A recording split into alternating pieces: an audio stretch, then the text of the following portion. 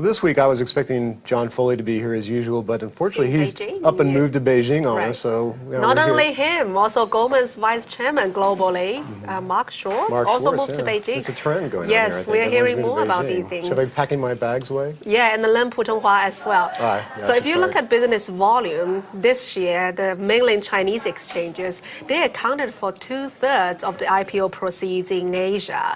So that's a lot. And the Hong Kong IPO volume fell like 90% from last year.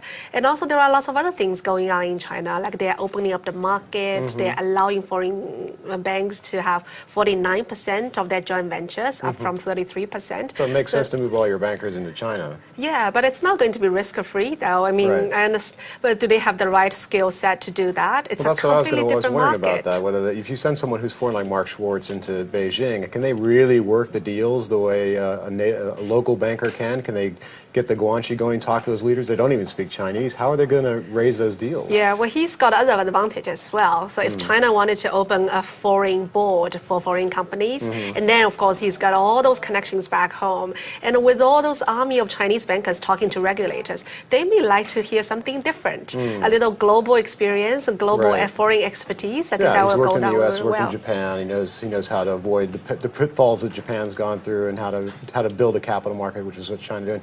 But I sort of wonder if this is just China. I mean, I think we're seeing a lot of the banks moving more and more of their operations into Asia, where the deal flow is going to be. And what's interesting to me about this is that for a long time, everyone assumed it would be, if Asia was going to take over the bank deal flow, that it would be traders and bankers moving from New York and London, but actually it's not the case. As more of the bankers and traders are from Asia, and they're choosing to live in Hong Kong or Shanghai or Singapore, and maybe in the future in Beijing. I don't think they necessarily get to choose so much in the past.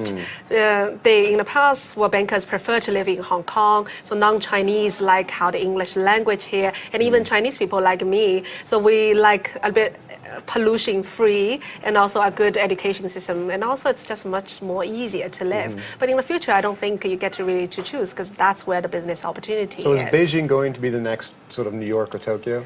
I think it's Beijing and Shanghai, because Beijing is still good for policy. If you wanted to be involved in that policy dialogue, to participate in that, and also in the end it would be rewarded, then Beijing. But the deal volume is going to come from Shanghai, because Shanghai area is more like private companies. After SOE got already privatized, so the new deals is going to from Shanghai. So the rule is follow the money. Yes.